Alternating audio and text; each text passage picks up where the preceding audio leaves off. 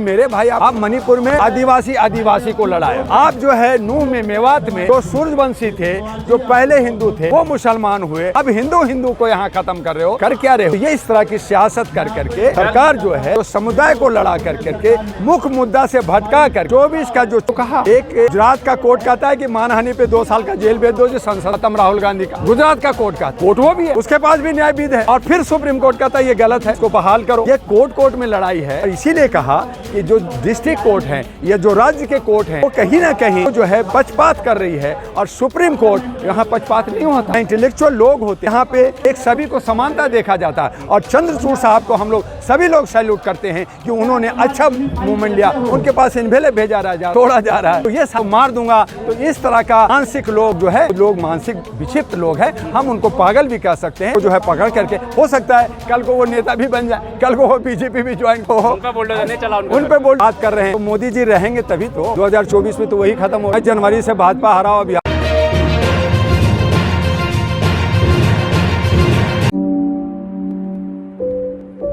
महोदय, लेकिन मैं आपको ये बता दूं कि ये मेवात और नूह की जो मामला है वो जुनैद और मुन्नू मनेसर के बदला और आपसी रंजिश का एक मामला था पहले, और उसी पे कुछ तैयारियां की और बजरंग दल ने कहा मैं कुछ न कुछ हंगामा करूंगा। उसमें सरकार, जो मेरा ग्राउंड रिपोर्ट अभी तक आया है, 10 लोग अभी हमारे काम कर रहे हैं। मणिपुर से भी ग्राउंड रिपोर्ट लाया, जो कि मैं ह्यूमन राइट्स के लिए काम करता हूँ पूरे इंडिया में। तो जो ग्राउंड रिपोर्ट आया है वो मामला था और सरकार ने उसको थोड़ा सह दिया, चलो छोटा मोटा हंगामा कर दो।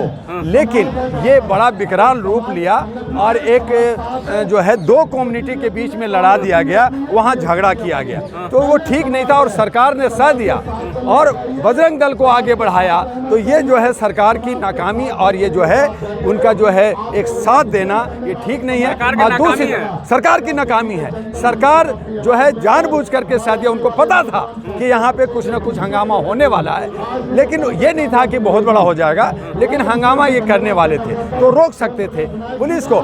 और अगर वहाँ के जाट, वहाँ के जो पंचायत खाप के लोग अगर सामने नहीं आते तो वहाँ पे और खून खराबा होता। लेकिन वहाँ के जाटों ने हमारे बहुत बचाया, बहुत सपोर्ट किया। और यही बजरंग दल ने कहा कि आप हिंदू का ये हो, तो हमने कहा कि मेरे भाई आप मणिपुर में आदिवासी को लड़ाया। आप जो है नूह में मेवात में जो सूर्यवंशी थे, जो पहले हिंदू थे, वो मुसलमान हुए। अब हिंदू को यहाँ खत्म कर रहे हो, आप कर क्या रहे हो? तो ये इस तरह की सियासत कर करके सरकार जो है जो समुदाय को लड़ा कर करके मुख्य मुद्दा से भटका करके 24 का जो चुनाव है उनको कहीं नहीं कहीं गलत जगह ले अभिषेक नहीं करेंगे क्या हिंदू देश में? हिंदू राष्ट्र, हिंदूवादी सरकार है, अभिषेक नहीं कर सकते? जुनैद भाई साहब, मुझे वह बता दीजिए कि सबसे पहले हिंदू मतलब होता है, फारसी शब्द है, उसका मतलब होता है गुलाम।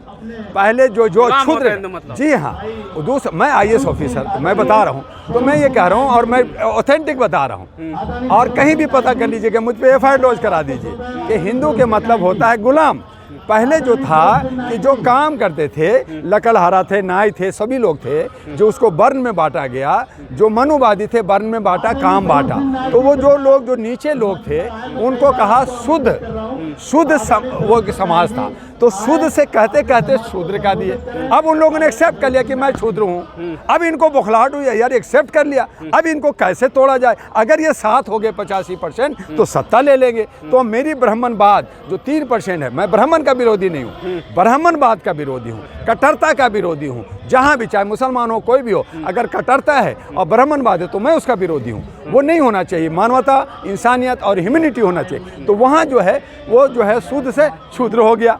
ठीक है जी, मान लिया। अब देखा कि मैं क्या करूं, तो वो लोग जो है जुगाड़ लगाते रहते, क्योंकि बल, पैसा, सब कुछ दिमाग उनके पास है।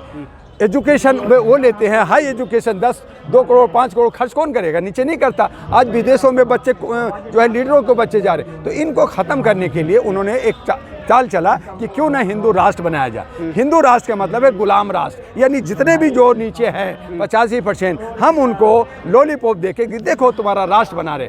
कहने का मतलब है कि आप कान ऐसे पकड़े, ऐसे पकड़े, ऐसे पकड़े, हर हालत में कान पकड़ के आप शूद्रों पे शासन करना चाहते हैं, आप हिंदू राष्ट्र बनाना चाहते हैं। जो अब अम्बेडकरवादी, जो जो जो जो गौतम बुद्धवादी हैं, जो प्रियारवादी हैं, जो फूलेवादी हैं, जो काशी नामवादी हैं, जो कर्पूरी ठाकुरवादी हैं, ये समझ गए हैं और ये सब लोग आपस में मिल करके, हमने कहा टुकड़े टुकड़े नहीं, सब मिल करके अपने अधिकार पाओ। आज भारत के अंदर पार्लियामेंट में 131 शेड्यूल कास्ट शेड्यूल ट्राइब के मेंबर ऑफ पार्लियामेंट है, मुसलमान 26 हैं, महिला 78 हैं। आज मणिपुर में नंगा महिलाओं को किया जा रहा है, बंगाल में महिला आपस में लड़के नंगी हो रही है, आपका राजस्थान और मध्य प्रदेश में ये हालत हो रहा है, यूपी में भी हो रहा है, हरियाणा में भी हो रहा है। तो मैं ये पूछना चाहता हूँ 78 जो सांसद है महिला, वो सड़कों पे इंडिया गेट पे आए ना और कहें मैं दुपट्टा निकालती हूँ, मैं थोड़ा सा नंगा होती हूँ,